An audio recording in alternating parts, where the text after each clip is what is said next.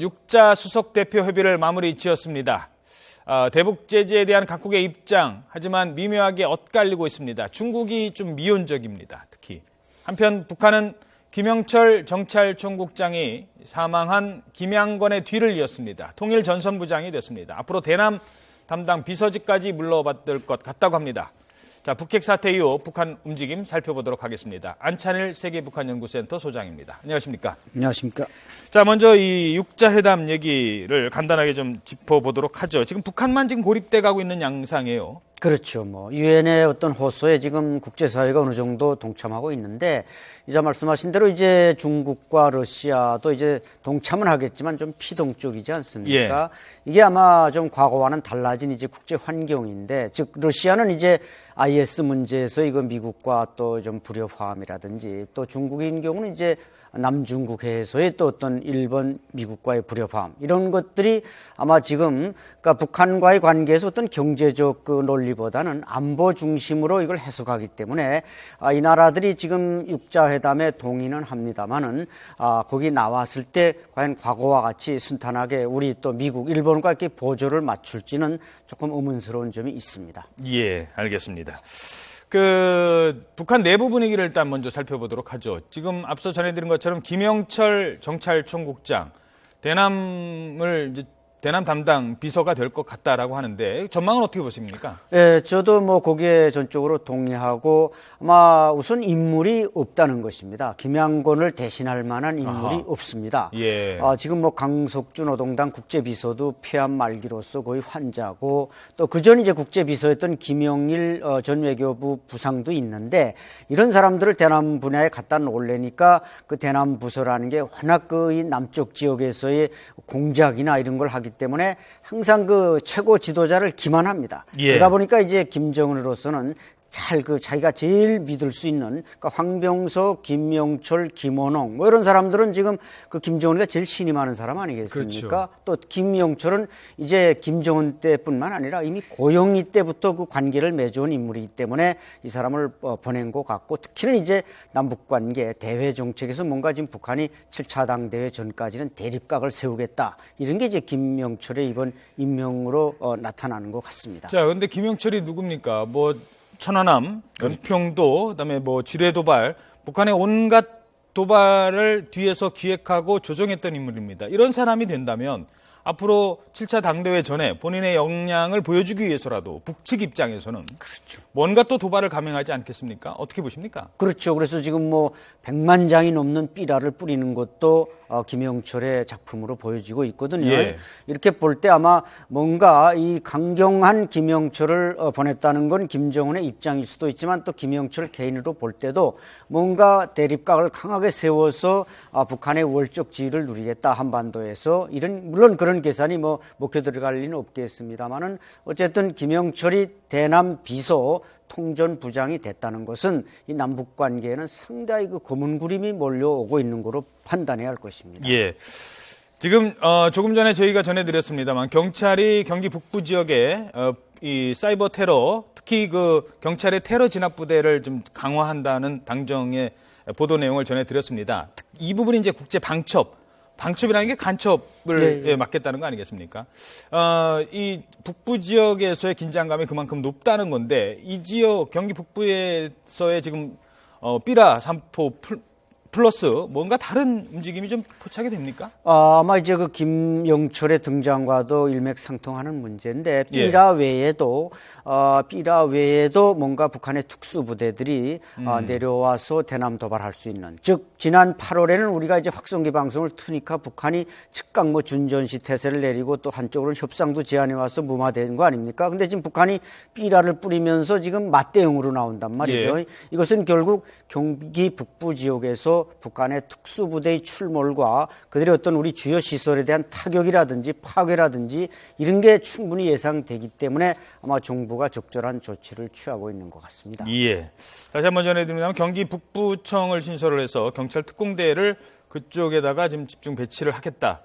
아마 이 민간인을 상대로 한 이런 도발도 예측할 수 있는 겁니까? 지금 상황에서는? 그렇죠. 우리가 이제 지금 방송만 하지만 우리도 이제 삐라를 뿌리겠다 또는 이제 전광판을 설치하겠다. 이렇게 우리 이제 대북 북한이 이제 제4차 핵실험에 대해서 대응 논리 수위가 높아질 텐데 이렇게 될 경우 북한은 틀림없이 뭔가 도발해 올 수 있기 때문에 거기에 대한 아마 준비 차원에서 저런 조치가 취해진다고 봐야 할 것입니다. 예, 알겠습니다.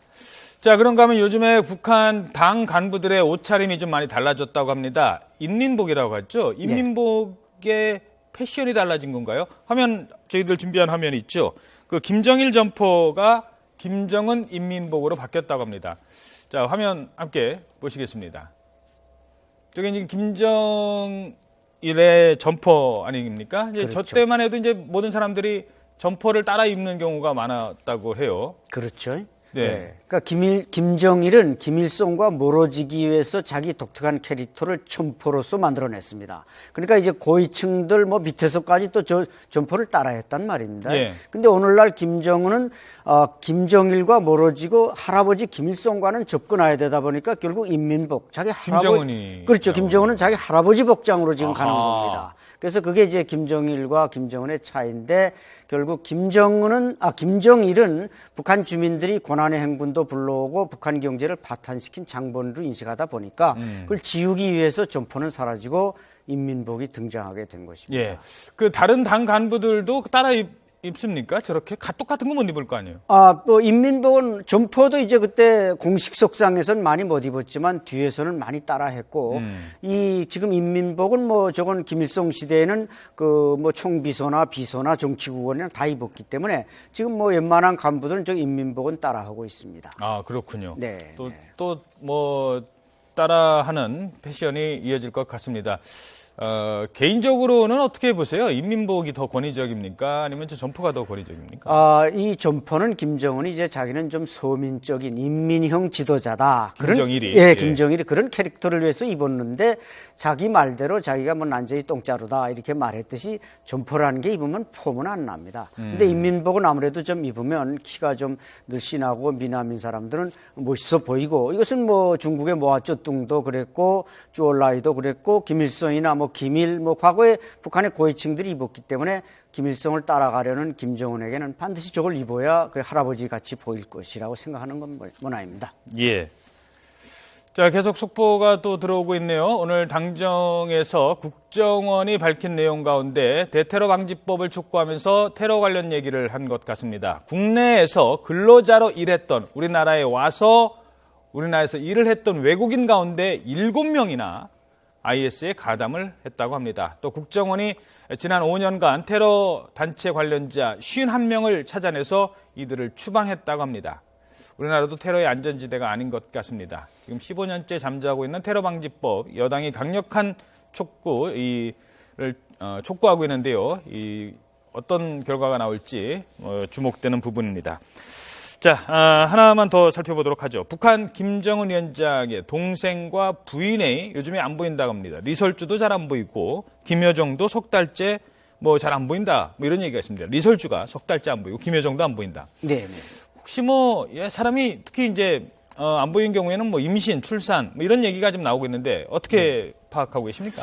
글쎄 제가 알고 있는 바로는 이설주는 임신이 거의 확실한 것 같습니다. 리설주는요? 둘째 임신을 할 때가 됐고 김여정은 아마 지난해 봄엔가 출산했기 때문에 뭐 임신이 아닌 것 같고 이제 김여정으로서는 김정은의 이제 선전선동을 담당하고 있는 소기실장 겸직을 하고 있기 때문에 이 7차 당대회를 준비하려면은 한 넉 달 정도는 준비를 해야 됩니다. 왜냐하면 이제 김정은이 그 7차 당대회에서 이제 보고서를 낭독하는데 한 1시간이 넘는 보고서를 해야만 됩니다. 예. 그러니까 신년사 지금 25분 하는 것도 힘이 들어서 지금 뭐 격하게 이제 탁자에 지대고 힘들어서 쩔쩔매는데 그것도 녹화하면서 쉬어가면서 한다고 하는데 이게 과연 노동당 7차 당대회 연설을 1시간 넘게 어떻게 해낼런지 그것도 의문입니다만은 그러니까 김여정이 이 노동당 7차 당대회를 하려면 황장엽 선생이 과거 증언에 따르면 그 비서진들을 데리고 어디 이제 그 별장으로 내려간답니다. 내려가서 이제 그 서기들이 다 그 보고서를 쓰는 겁니다. 예. 회의 뭐 문건 기록을 다 작성해야 이제 당대회가 열리기 때문에 오늘날 이제 김여정 이걸 다 해야 되다 보니까 이 여자가 지금 석 달째 안 나타나는 것은 그 당대회 준비와 직접 관련이 있다. 당대회를 뒤에서 다 준비하고 있다. 그렇죠. 그렇게 판단하면 아마 빗나가지 않을 겁니다. 예, 리설주는 임신 가능성이 좀 있고. 예, 이설주는 뭐 이제 그 김주애라고 첫 번째 딸을 낳은 게 우리 데니스 로드먼을 통해 확인되지 않았습니까? 그 딸을 낳은 이후에 아마 아들을 낳아야 되니까 많이 이제 시도를 해봤는데 아마 지금 시기적으로 볼 때 한 3년이 지났으니까 애 낳고 첫 애 낳고 3년이 지났으니까 지금쯤 뭐 애를 가지고 태교하고 있지 않는가 이렇게 전망이 됩니다. 야, 이게 참 이런 세습 체제다 보니 그렇죠. 옛날 무슨 왕도 아니고 아들을 낳아야 된다는 또 부담감이 있는 거군요. 그렇습니다. 이제 그 3대 세습이고 결국 이설주까지 하면 4대 세습이 될 텐데 뭐 김정은이 사실 건강이라는 게 이렇게 완벽하지는 않다고 북한도 생각할 때 그것까지 계산 안 할 수가 없다는 얘기죠. 예, 알겠습니다.